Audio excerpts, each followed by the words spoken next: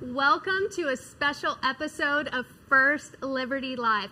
I'm Peyton Luke, and today we are celebrating our third annual First Freedom Day, and we are so honored that you have chosen to join us today. So, because of our 9 Supreme Court victories, we have amazing legal precedent for the sake of religious liberty across America. So today, we're going to be celebrating. We have so much to celebrate, but the battle is still far from over. So that's why all day we're highlighting many of our amazing victories, but we're also sharing how you can be a part of this important fight. So in today's episode, we're going to have several different segments. I get to sit down with several of our attorneys in our different areas, whether that's military, education, or our religious practice groups. But at the end, we're also going to have a special episode from Kelly Shackelford, and he will share about the Presidential Religious Liberty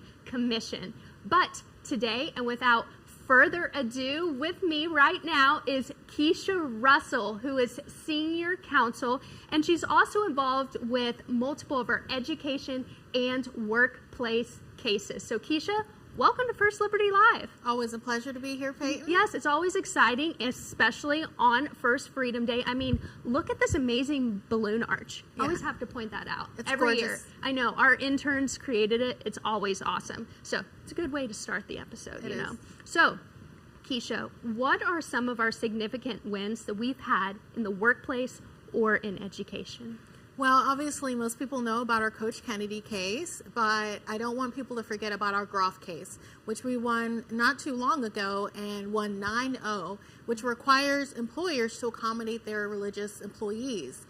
With accommodations, so for example, Gerald Groff didn't want to work on Sundays as part of his religious conviction, and you know that case kind of secures those kinds of accommodations for people all over the country. As far as education goes, we've won some really amazing victories, some that people don't ever get to hear about, for people like students who want to start Bible clubs or things like that. So we're doing really well. We're really excited about what's happening in this space, particularly in education. Yeah, and I know recently a lot of people have also heard about parental rights and the Encinas case, and that's really important. And I encourage some of our people to go watch some of those past videos to see what all that's about. But also a big highlight recently has been the Marisol case.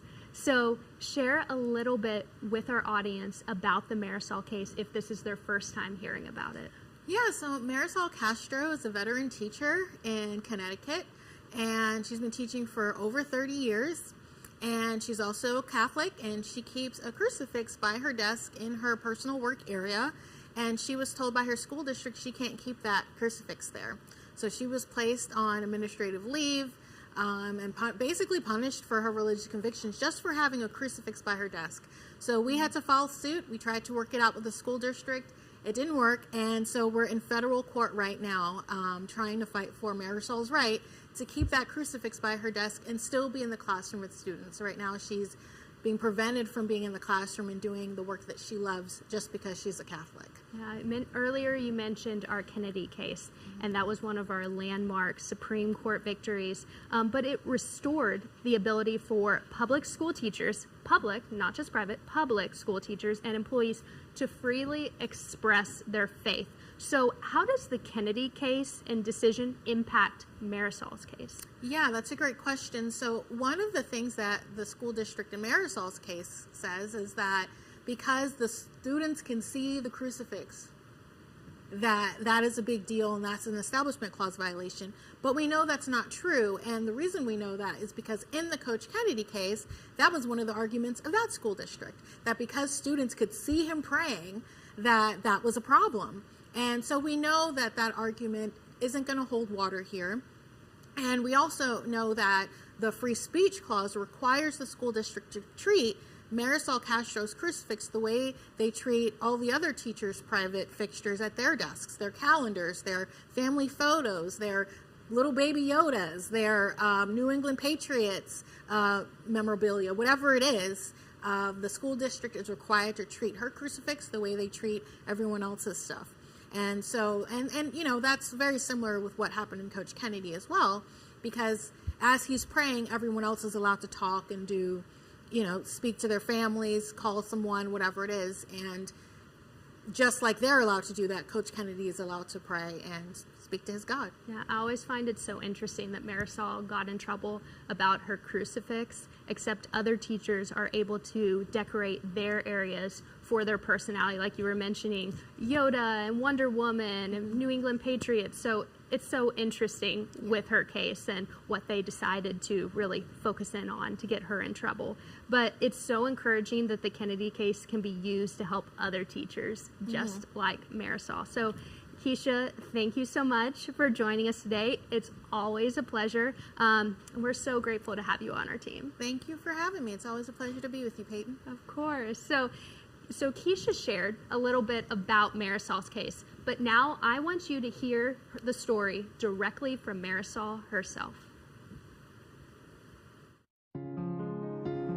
I always wanted to be a teacher since I was little. Marisol Castro has been teaching for more than 30 years. She cherishes these notes from her students. When I see that aha moment in the students, when they finally get something and they say, oh, that's why, oh, that's how you do it. As a devout Catholic, Marisol kept a small cross in her personal space near her desk for more than a decade. I always kept it, down low where it would be just mine. That one was given to me by an atheist woman whose husband died and he was Catholic. She felt weird about throwing it away and she said if I wanted it that I could have it.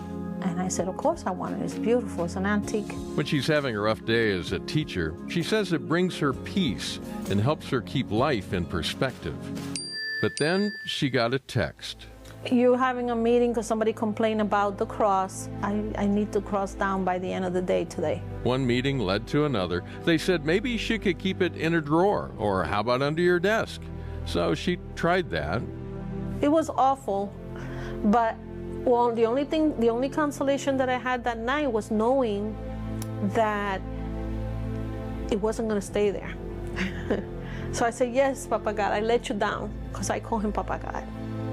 And I said, okay, I let you down. I know I did, because I shouldn't have moved it. But I'm going to fix it. I'm going to take care of it. I came in first thing in the morning, picked it up, put it back.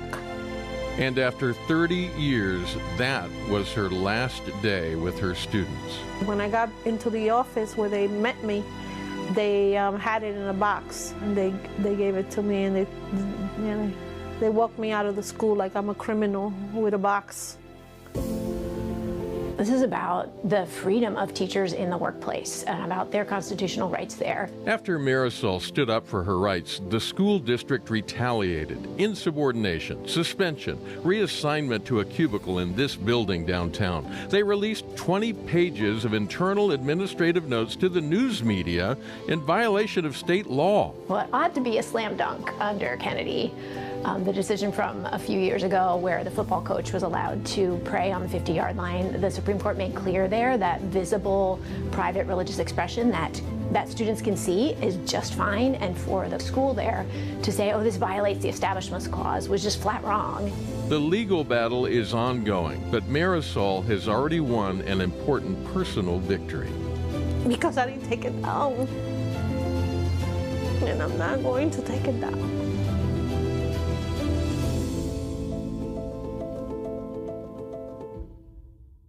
We're so grateful to be representing clients just like Marisol, and I feel like it's way different too when you get to hear directly from them. It reminds us that these are so much more than just cases. These are people with real, raw stories, and they're just like you, that just want to be able to live out their faith in their everyday life.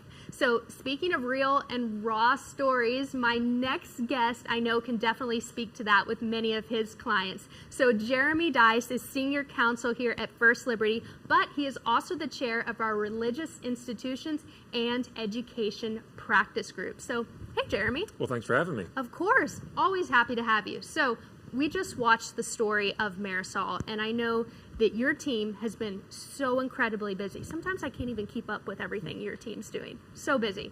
But I want to give you the opportunity to share with our audience about cases and clients that you've been defending specifically within churches and ministries? Yeah, I've been doing this for almost a dozen years now here at First Liberty Institute, so I've had the chance to see a lot of clients come through our doors and help out a lot of people and a lot of institutions. Most recently, we were in California actually working on a case on behalf of Anchorstone Christian Church. This is a little church of Taiwanese, Chinese Americans that are just trying to have a new church building. And the city of Santa Ana has really posed a lot of problems and really sort of thrown obstacles in the way to them even moving into the building that they purchased for millions of dollars. And so they're out the money to buy the property, and they're just sitting there with a property that can't be used for religious services. Well, thankfully, we were able to obtain a preliminary injunction that restrained the city of Santa Ana and stopped their unlawful actions. And then we went to mediation and resolved the case for them, including getting some money back in their pockets to help them get through the process now of being able to use that property, to remodel the property that they need to remodel, to be able to use it for religious worship. And what's encouraging about cases like that, and there are other cases like the Rock Church out in Colorado, where they're trying to help people who are temporarily displaced and need a place to sleep where it's not in the snow, and so they use RVs on the back part of their church property to help out with that. And again, we resolved that case through some good legal work, but also through some mediation efforts on behalf of the attorneys to make sure that everything works out, and that the cities can now be good partners with these churches to come alongside of them to do the important work that they do. What's critical about that, where I was headed with all that, is to say these are real human beings that have real ministries that are trying to do good things within their community. And when we help out those religious institutions, we help out those churches, make sure that they're effective in their sphere of influence right there in those towns. But we also open up opportunities for other churches to do the same thing in their neck of the woods as well. Speaking of people trying to do good within their communities, can you speak to the Gethsemane case and Pastor Castro? Yeah, in fact, I'm going there pretty soon for some depositions in the next couple of days. Look, this is right on the border of Arizona and Mexico. It's right down there, about a 5-iron away from the border, as a matter of fact, from there. And the city has been posing all kinds of problems with this church who just simply wants to provide food for those in need. In fact, they've gone so far as to ticket the pastor for handing out free food to people in need there. And even though the pastor brings in a semi-load of food to distribute there on the property, that's where the city has a problem. They've got issues with that. Well, they haven't ticketed the high school down the street that receives semi-loads of food for their Head Start programs. It's the same basic thing in the same district, the same zoning district that the city is trying to regulate. You can't say yes to the high school and no to the church. You've got to treat them fairly and equally, and that's all we've been trying to do. I think we're going to be successful in that case ultimately, but the city continues to push back on this effort by a simple church that has been providing food to its community for almost 30 years now, and suddenly they've grown oppositional to their efforts to do so. We're going to resolve that case favorably as well, I think. Yeah, it's so heartbreaking when you hear some of those cases, because these churches, they're just trying to reach out to the community and show the love that they have to share, and the city's keeping them from doing that. So thank you for fighting those cases. And speaking of which, you have been here for years, and so you've seen the ups and downs of clients and of legal cases, and just really been in the trenches. So why does the work of First Liberty matter? Well, you can answer that in two ways. One is the law. I mean, when we go to court, we change the law. We make effective decisions for the cases, the people that are involved in those cases right there. But we also tend to take these cases on for what turns out to be years at a time. And think of Coach Kennedy, it took 7.5 years. We're litigating the case right now. We took to the Supreme Court that we started in 2016. So 10 years almost now we've been pushing these cases. And when the Supreme Court makes those decisions, or even the lesser courts make those decisions, they change the law. They expand religious liberty for all Americans. And that's critical, because what is beneficial for Coach Kennedy, for instance, is now massively beneficial for Marisol Castro and for other teachers and coaches and public school officials throughout the country. They now have more religious freedom than they've ever had in their lifetime because of the work that we did on the legal front of things. But also, let's not forget that the law is one thing, but let's not forget the people who are involved in these things. Arizona is a great example of that. Yeah, we want to make sure that Pastor Castro has the ability to hand out the food. That's his religious calling. That's important. That's the religious liberty argument that we're making. But the practical effect of that is that by the city's actions in preventing him from carrying out his ministry, people are going to bed without food in their bellies.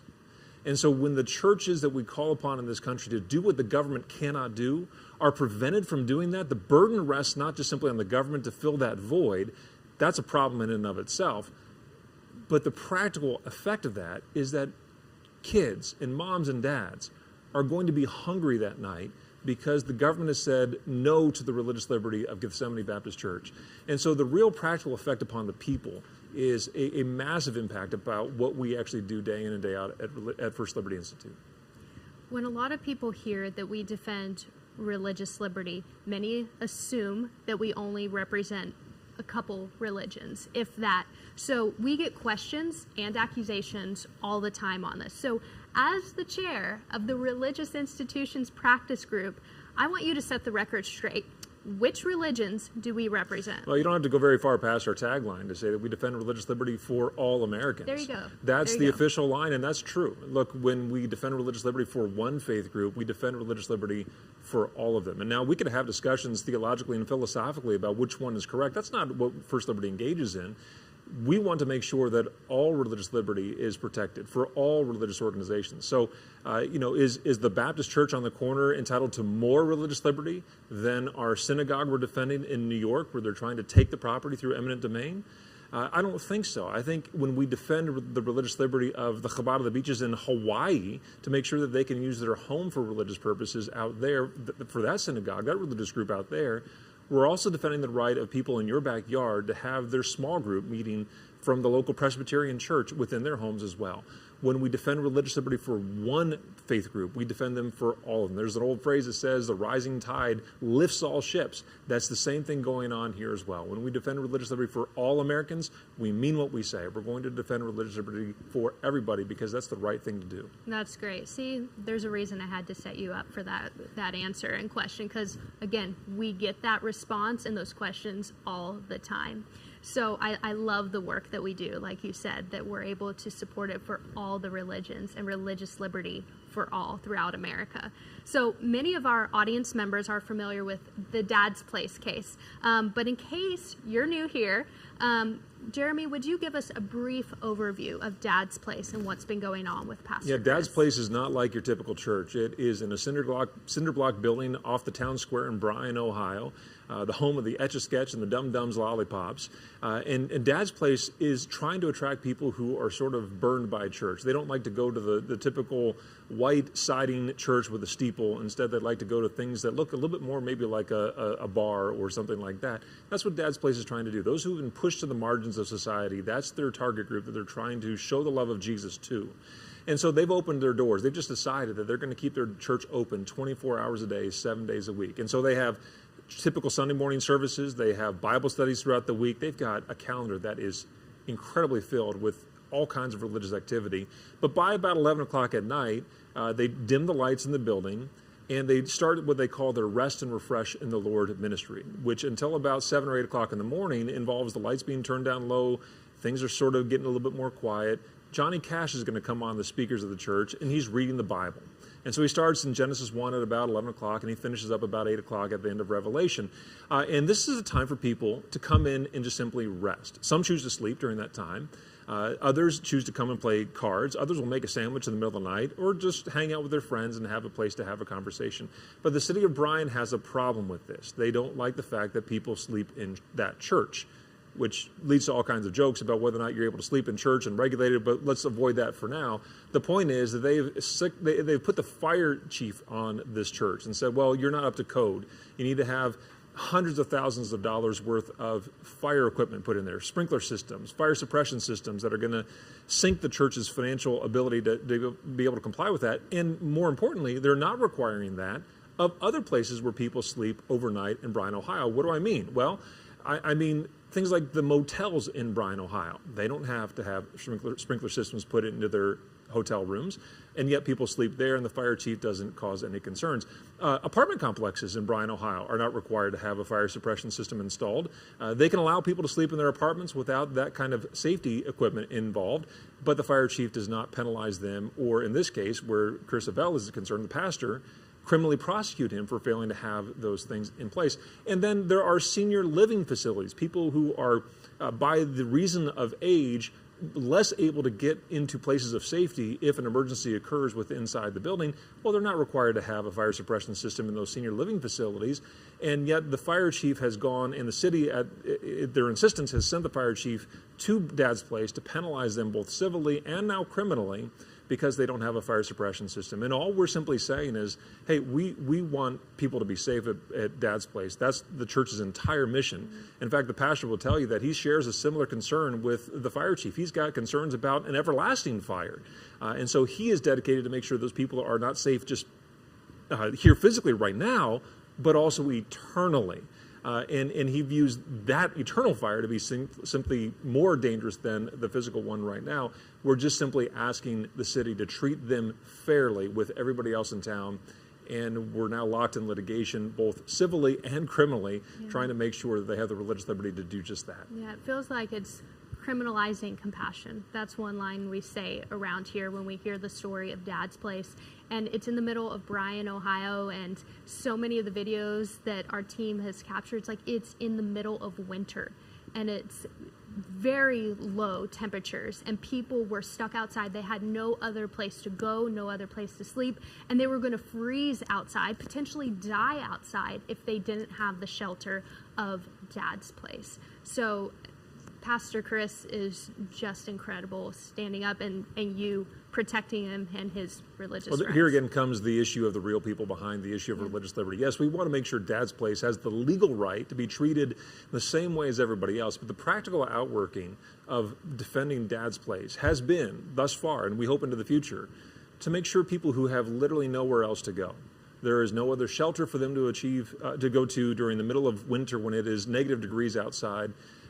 People were sleeping in dumpsters and in their cars before Dad's Place showed up. The city has not offered an alternative. There is no other housing available to them in that town. The city officials have basically said, well, just go somewhere else, where that's not really an option. But here comes Dad's Place to say, come and rest and refresh in the Lord overnight. Come to our Bible studies or Sunday morning services, whatever it might be. What can we do to help you get back on your feet? This is what the church is doing to supplement what the government cannot do. And instead of receiving a thank you from the mayor, they're instead receiving a criminal summons from the fire chief. That doesn't seem to make a lot of sense to me, but it reflects the important work of religious liberty that we're doing on behalf of First Liberty Institute. For sure. So we definitely need to continue to pray for our clients that are in those situations and the people that they're trying to help. So we're so glad that you're here and you're on our team helping defend these churches and religious institutions as they try to live out their faith and their religious convictions. So thank you, Jeremy. My pleasure. So you heard a little bit about the case, but we want you to hear directly from Bryan, Ohio with Pastor Chris of Dad's Place. First Liberty has been sent directly from God to support and encourage us. This has transformed our church and the way we view the gospel at work, the way First Liberty's come in. This is not a law firm. This is an army of God who comes in and put on the full armor of God, carrying the sword of the Spirit, right? The Word of God, and is transforming the country, I believe. I mean, I've seen it through what they do here, and I can't even imagine the costs. Listen, these guys, I'm struggling on Friday, and they're like, we'll see you Tuesday. Literally, I'm talking right now to some people who are standing in front of me. You can't see them off the camera, who I was literally at my lowest, and they said, we got 4 people coming to be with you. And that's unbelievable. And that comes at a tangible cost as well. It's not cheap to fly in, and I understand all those things. And it has cost the church nothing. It's unbelievable. It happens nowhere else but in the kingdom of God. This is not the way people live, but this is exactly the way First Liberty lives it out. Every day I've seen, and listen, I got to be honest, throughout this process, I think through all things, and I've investigated First Liberty as far as when they come, hey, are these people of God, right? You got to do that. And man, their integrity, from everyone from each individual attorney I talk to the people again behind the camera here, they love the United States and the Constitution. And they're here because this is a work of their heart. And so support that. Honestly, this is, and I'm being real sincere here, I can't think of a better organization to give to.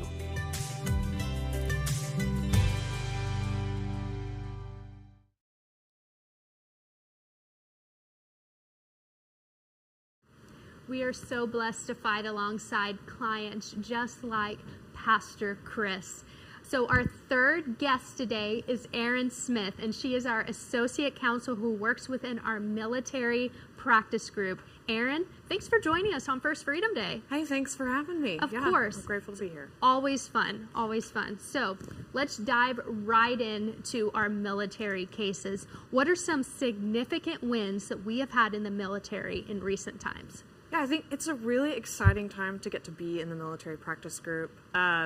So we've had a lot of wins, but there are a couple that I'll go ahead and mention. We've got our Navy SEALs case, which I'm sure if you've been following First Liberty stuff, you are very familiar with the Navy SEALs case. They were being thrown out of the Navy for refusing the COVID vaccine because they had religious objections to that, and they are entitled to do that. And so that's what we told the court. We were able to turn our case into a class action and represent over 4,000 Navy service members and save their jobs and give them the ability to rejoin the Navy if they've been unlawfully kicked out, correct their retirement records, which is so important. It's vital for service members to have that be reflected correctly. For them and their families. For them and their families, yes, and their children and for their legacy moving forward. And so that was a really fantastic case. We were able to finalize that settlement last summer, actually after First Freedom Day last year. So that happened in July of 2024. So we have to talk about it today. We have to talk about it today. Yeah. We got to come back and give you the big update. So exactly. We are very excited about that. And then we also had the pleasure of representing Chaplain Rusty Truby at the Coatesville VA. He was punished for preaching a sermon over Romans 1. He was discriminated against because of the views that he was sharing with those in the church, which doesn't really make any sense. I didn't know you could tell a pastor and get them in trouble for what they were preaching, according to their sincerely held religious beliefs and what they believe that the Bible teaches. And so he also was threatened with censorship, and what did we do? We told Secretary Doug Collins of the Veterans Affairs, and he responded to our letter, which was huge. That was an exciting day to get that letter, and he said, hey, you know what? This needs to be fixed. Here at the VA, we're going to follow the law. And so we were so excited for that. Rusty, Chaplain Truby, who'd been removed from his job for 6 months while he was being investigated by the Coatesville VA, was put back into his job and is now serving again as a chaplain in Coatesville, getting to serve veterans, which is his joy, and that is what he loves to do, is get to serve veterans. And so we are stoked for Chaplain Truby and very, very thankful for Secretary Collins, and also thankful for President Trump appointing someone who actually knows what's going on in the religious liberty world. Yeah. I love that you were able to give the update on SEALs. It's so great that we're able to talk about that this particular year and update everyone on that case and that great win. And Chaplain Truby, for him to just be able to continue to do the work that he loves to do as a chaplain. Yeah. It's just incredible, and you did a great job on all those cases as well. We appreciate your work. So what about cases that we are currently fighting for the military? Yeah, I think the first one that comes to mind is a familiar one. It's Jace Yarborough. That case is still going on. We're waiting on a decision from a judge over in the Eastern District of Texas. And so that case has been going on for a while. Just to kind of give a brief overview for those that aren't familiar with the case, Jace Yarborough is a reservist in the Space Force. He was speaking at a private retirement ceremony for one of his fellow servicemen, and he quoted Christian Soviet dissident Solzhenitsyn's essay "Live Not by Lies," and he was talking about the importance of truth telling. Why was Jace talking about this? Well, he was being motivated by his Christian belief that we should speak truth as Christians. He felt, I should be speaking the truth. What needs to be said? Well, I need to talk about the importance of integrity within the services. I need to talk about the importance of telling the truth. And one of the, interestingly, right, as a reservist in the Space Force, one of the core values of the Space Force is character. What is one of the key points of character? Integrity. And so for all of the guardians out there that are familiar with the Space Force's core values, you'd be familiar with the fact that, hey, character is important. This is a core value. So he speaks on this. Someone complains that was in the audience, and it was, someone attending was upset by what he said. He ended up getting a letter of admonition, which is, for those of you that aren't in the military, not good and can be incredibly detrimental to your career. These things ruin careers. They go in your personal file and they stay there forever. And so we asked them to remove it. They refused. We said, well, we have to take this to court. And so that is currently something that we're fighting and fighting hard for. Yeah, but how dare he speak about truth? Right. Yeah. Not allowed. Not allowed.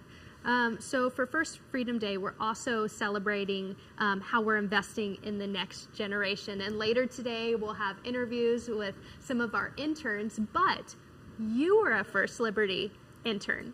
So Aaron, you could be a lot of different places, but what made you choose to come back to First Liberty and fight for religious freedom? Yeah, well, not only I have the privilege, I was an intern, and now I am in charge of the intern program. Yeah. And so I have the privilege of getting to know these young men and women that are excited about religious liberty. And so we have an incredible group. I want to take a minute and brag on them. They have made me very, very proud. And so they're awesome, and they do represent the future of the fight for religious liberty. And so it's a joy to get to invest in them. I came back, first of all, I loved my time at First Liberty. It was such a fun place to be. We were doing exciting things, encountering areas of the law that I was really not familiar with. I had no idea you could do religious liberty as a job.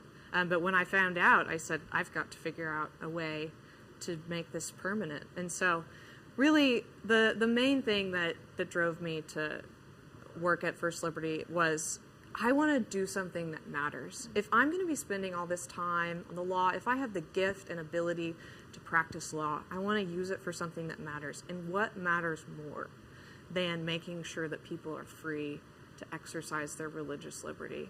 And then just as a final point, why First Liberty specifically? I could go do religious liberty somewhere else. The people here are incredible. I have the joy of getting to learn from some of the brightest legal minds and get to work with people like you and people that are behind the camera that you can't see. And so it is a joy to get to work at First Liberty specifically and do something that matters. So. Well, Aaron, we're very glad that you are here. Personally, I'm very glad that you are here. So it's great. So we appreciate all that you do, not just for the military practice group, but also multiple other cases and areas as well. So we appreciate you. Well, thank you, Peyton. Yes. So now we're going to transition to a special segment we have from Kelly Shackelford. It's regarding the Presidential Religious Liberty Commission. This is absolutely so important and such an honor that Kelly and First Liberty have the opportunity to be involved. So I had the opportunity to talk to Kelly just a few days ago. Kelly, thanks for being here with us today. So what is the Presidential Commission, Religious Liberty Commission, and why does it matter? The president created, really it's for the first time in the history of our country, a commission on religious liberty for the United States. We've had an international religious freedom because of the horrible things that go on around the world, but we've never had one that looked at the religious freedom in the United States, how to improve that. And I just talked to the lawyers at DOJ, the specific role and what we are supposed to do on the commission is to deliver advice and specific recommendations to the President of the United States. We are to respond only to him. We're not under the DOJ, we are under the President of the United States, and so that's what we'll do. It feels like it's hard to overstate the importance of this commission because while we've seen a significant change in the courts, the culture still seems to have so much hostility towards religious liberty. So something like this seems like it's really needed. It's a huge opportunity. There are so many people that have no idea of what's really going on. I mean, you think of all the First Liberty cases alone. I mean, people might know about the Joe Kennedy case, but they don't know about a lot of these other cases. And so it's a great opportunity and we'll be holding hearings all over the country. We've held our first hearing in Washington, D.C. We'll be holding more, and we will be able to focus on subjects like parental rights and what's happening to parents and their faith across the country, health care, the hundreds of thousands of people who lost their jobs because they couldn't do things medically that either government or employers were trying to force them to do. We've got the military, of course, the Navy SEALs, all these other chaplains cases. There's so many of these things that we can cover and educate people. And then the greatest thing is, in every one of these hearings, we can get recommendations on things that we can then pass on to the president at the end. We're responsible to do that by July 4th of the 250 centennial year next year. And then he can do things that'll have a long-term impact on religious freedom for our country. Yeah. I was just going to say that the executive order says that the commission will run through July 4th of 2026, but it could be extended according to the president and what he chooses to do. So that's a little over a year. Yes. So much ground to cover. What do you think the commission will prioritize? I mean, we're going to prioritize recommendations. Even the very first hearing, which we just had, with experts, law professors, scholars, on why did our founders put religious liberty? What does it mean? Why is religious freedom so positive for our country? Just all those type of things. We still ask every one of those people, what is your recommendation? What would you do? If you were the president, what would you do? And through that, we're going to collect a lot of great information and ideas. I mean, people are creative. And I'm looking not to do something that's going to last during this president's term and then be gone. I want to do things that are going to be long-term, more permanent. And there are lots of ways you can do that. I mean, for instance, one thing is he can tell his Justice Department to take legal action on this specific thing that then creates a precedent that then lasts for many, many decades in the future. There's things that people should agree on, Democrats and Republicans. Those things can be done. So this is about really sort of setting some things in place for long term for our kids and our grandkids with regard to protecting their religious freedom. Is there anything else about the commission that you think is important for our viewers to know that maybe they haven't thought about before? Well, I would say number one is that they can actually watch the hearings. That some people will be going to these hearings. If they're in DC or wherever the hearing is, they can go. There will be a website that actually, they could go to and they can read the whole transcript. They can watch the hearing if they didn't see it. They can see the minutes. They can see different things that are on there. They can make their own recommendations. So, this is all about this being open to the public and us trying to do what most Americans agree, which is advance religious freedom. Our country was built on this. It's what makes America so special. I mean, this whole idea that we believe that our freedoms come from God and no government can take them away makes this the most unique country in the world. And we need to take advantage of that. We don't need to allow that to slip away. And this is a unique opportunity to really set some things in place for long term. Kelly, thank you so much for your time and for all your work on the Religious Liberty Commission. Thank you. Appreciate it. Thank you.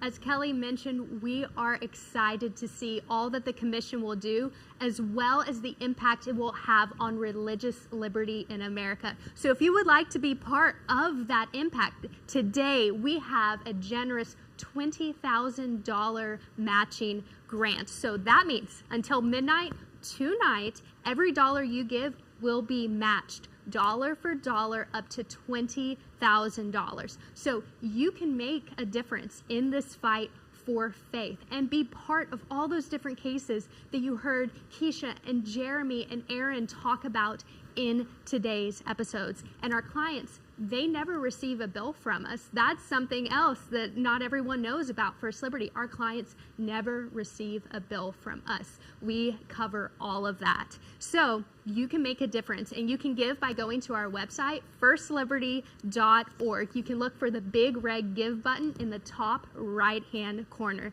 So thank you for joining us today. Stay tuned on social media. Follow us across our different platforms, YouTube and Facebook and Instagram, because there's still more coming your way as we celebrate First Freedom Day. So thank you so much, and we hope you can join us as we continue to fight for faith and deliver freedom.